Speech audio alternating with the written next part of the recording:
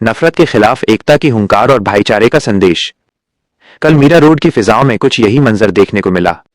2 मई 2026 की शाम मीरा रोड पूर्व के रसाइस ग्रीन्स क्वींस पार्क में समाजवादी पार्टी द्वारा एक विशाल जनसभा का आयोजन किया गया। इस सभा का नेतृत्व किया रसाज ग्रुप केसीएमडी और यूपी के बदायूं से पूर्व प्रत्याशी हाजी रईस अहमद ने। कार्यक्रम में मुख्य अतिथि के रूप में पहुंचे सपा प्रदेश अध्यक्ष और विधायक अबू आसिम आजमी का जोरदार स्वागत हुआ। मंच से बोलते हुए नेताओं ने मौजूदा राजनीतिक माहौल पर प्रहार किया और साफ लफ्जों में कहा कि देश को नफरत की नहीं, मोहब्बत और भाईचारे की जरूरत है। वक्ताओं ने इस बात पर जोर दिया कि समाजवादी विचारधारा हमेशा से समाज के हर तबके को साथ लेकर चलने में विश्वास रखती है। आज के दौर में सामाजिक एकता और समरसता ही हमारी सबसे बड़ी ताकत है। इस जनसभा में भारी संख्या में स्थानीय नागरिकों और कार्यकर्ताओं की मौजूदगी ने यह साफ कर दिया कि जनता बदलाव और शांति के पक्ष में है। आयोजकों ने अंत में सभी से अपील की कि सामाजिक एकता को मजबूत करने के लिए ऐसे कार्यक्रमों में अपनी भागीदारी जारी रखें। मेरा काम है फिरकापरस्ती के खिलाफ लड़ना। इस देश में सेक्युलरिज्म जिंदा रहना चाहिए, इस देश का संविधान बचना चाहिए। इसलिए मैं कोशिश करता हूं कि मैं जाऊं, लोगों से मिलूं और डॉक्टर भीमराव अम्बेडकर के संविधान को बचाने के लिए हम संघर्ष करें। अब जो सरकार बैठी हुई है ना, वो इस संविधान को बदलकर नया संविधान लाना चाहती है और एक ही लक्ष्य अगर हट गया, जुड़ गया, सेक्युलरिज्म हट गया, हिंदुत्व जुड़ गया, ये हिंदू राष्ट्र बनेगा तो पूरा देश शर्मरा उठेगा, टूट जाएगा देश। इसलिए जो लोग इस देश से मोहब्बत करते हैं, जो लोग इस देश में रहते हैं, उनका एहसास होता है कि वो जबरदस्त तरीके से लोगों के बीच में जाए और ये जो नफरत कराने वाले लोग हैं इनको धरती से उठाकर फेंक दें। ये हमारा काम है। मराठी विषय को लेकर महाराष्ट्र में बहुत राजनीति चल रही, क्या कहना चाहेंगे? ये बहुत अच्छी बातें हैं। मैं पूछा था मैंने कि बेलगाम में जाओ, आप महाराष्ट्र के बॉर्डर पर जाओ, सोलापुर के आगे जाओ, जहाँ पे बेंगलोर के वो शुरू होता है, वहां भी बहुत सारे टैक्सी वाले जो है ना, वो चलाते हैं गाड़ियां, वहां पर रिक्शा चलाते हैं। वो बोले तुमको यहाँ पे जो है ना वहां की लैंग्वेज सीखनी पड़ेगी, कर्नाटक की लैंग्वेज सीखनी पड़ेगी, तो कैसा लगेगा आपको?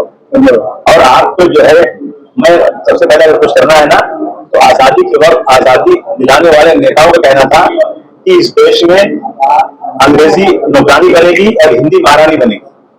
क्या हो रहा है? अंग्रेजी महारानी बनी चल रही है, गुलामी की निशानी है ये। आज भी हाईकोर्ट में अगर आप मराठी में कोई पिटीशन दे दोगे तो कबूल नहीं करेंगे, बोले इंग्लिश में करके लाओ। कोई एक मजदूर किसान का बेटा महाराष्ट्र का या कहीं कभी जाए हाईकोर्ट के अंदर, उसका वकील जो बहस करता है जैसे, उसको एक लफ्ज नहीं मालूम क्या कह रहा है, जैसे मेरे बारे में अच्छा बोल रहा है, खराब बोल रहा है, खाली उसने टेबल में रख दिया, जोर से मारा, बोला मेरा वकील जीत जाएगा, बस इतनी अकल उसको है। आप वो भर्ती कीजिए, आप वहां पे मराठी लाइए, हिंदी लाइए, लेकिन आपको जो है सिर्फ उन मजदूरों को जो लोग काम करते हैं ऊंची राजनीति में, उनको जो मराठी और हिंदी का नाम लगा रहे हैं। और जिसलिए हिंदी बोलने वाले चाहे बिहार के हों, चाहे यूपी के हों, चाहे दिल्ली के हों, चाहे राजस्थान के हों, चाहे हिंदी बेल्ट के क्षेत्रों में अगर चले गए ना, तो यहाँ काम करने वाला नहीं मिलेगा, डेवलपमेंट रुक जाएगा। ये मजदूर यहाँ अपन पसीने से काम करते हैं, इनके साथ जाति बंद कीजिए। आपको बहुत है मोहब्बत मराठी से, तो आप स्कूल खोलिए, आप क्लासेस चलाइए, लेकिन आपको कोई मोहब्बत नहीं है।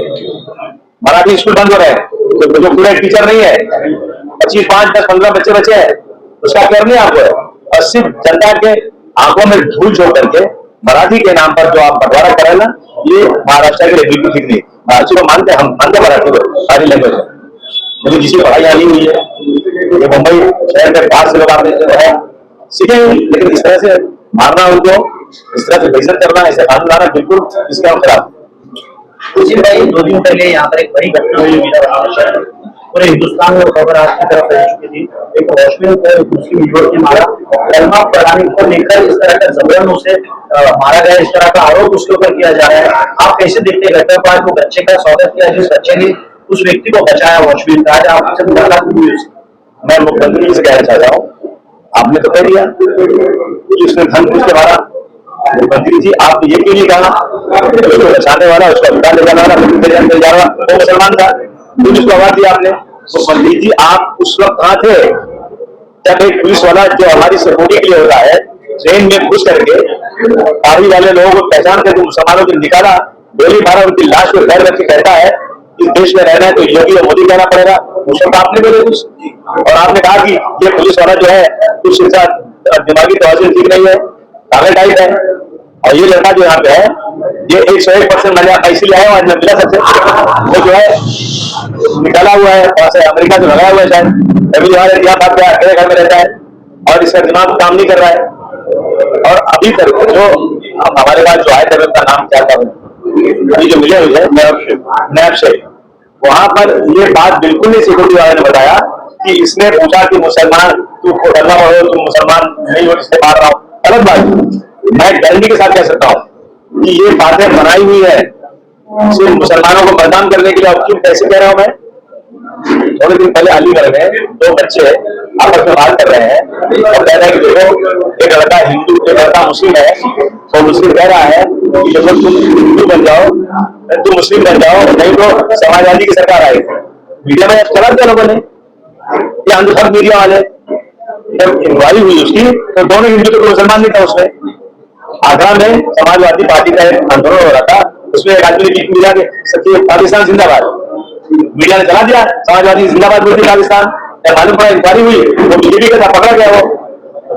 तो ये रोजाना एक रिसर्च होता है बीजेपी में, एक टीम बैठी हुई है कि कल सुबह मुसलमानों के बारे में कौन सी ऐसी खबर लाई जाए कि यहाँ का मजाजी का हिंदू मुसलमानों के खिलाफ हो जाए। ये जानबूझ किया जा रहा है, बिल्कुल गलत बात है ये। वो आदमी तो उसका दिमाग नहीं सही है और उसको कौन सा पड़ी मुसलमानों की, पता नहीं वो खुद नमाज पढ़ता है कि नहीं पढ़ता है, पता नहीं कौन सा मुसलमान है वो, और वो जाकर मुसलमान नहीं है चाकू मारेगा। गलत बात है ये, जानबूझ के ये जो है ना एक ड्रामा किया जा रहा है। किरीट सोमैया ने कुछ महीनों पहले हमारे गांव में बांग्लादेशी लोग आरोप किया था, लेकिन वो आरोप पूरी तरह से खारिज होते हुए नजर आया।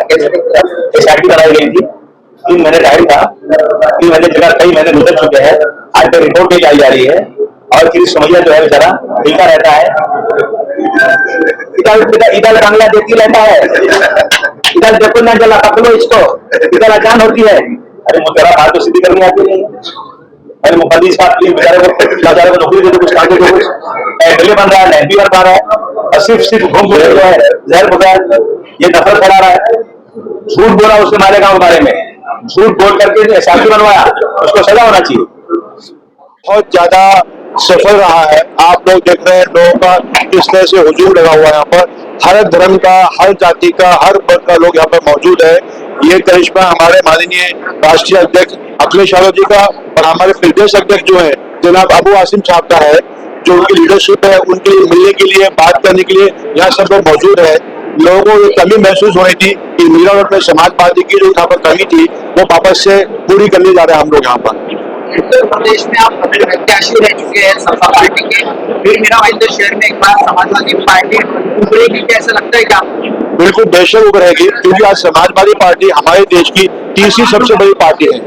और जो समाजवादी पार्टी ने काम उत्तर प्रदेश में जब सरकार मौजूद थी 5 वर्षों में किए, वो काम आज की सरकार 50 सालों में भी नहीं कर पा रही है। तो आज जो है हमारे माननीय अखिलेश यादव जी एक विकास पुरुष के नाम से कहलाते हैं, उन्होंने लोगों को जोड़ा है।